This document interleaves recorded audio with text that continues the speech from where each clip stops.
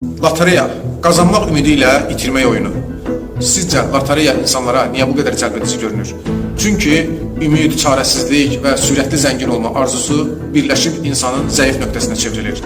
Lotereya bir istismar mexanizmidir. İnsanları kiçik ehtimallarla böyük pullara həsrətli şəkildə saxlayır.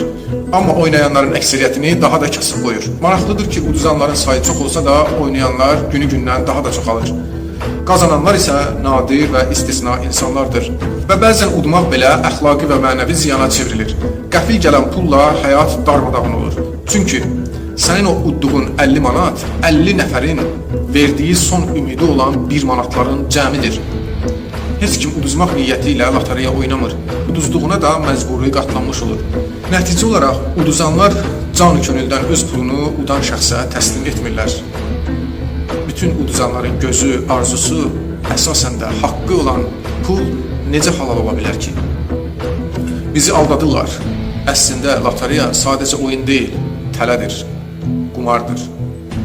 Quran-ı Kərimdə buyurulur: Ey iman gətirənlər, şərab, qumar, bütlər və faloxları şeytan əməlindən olan murdarlıqlardır.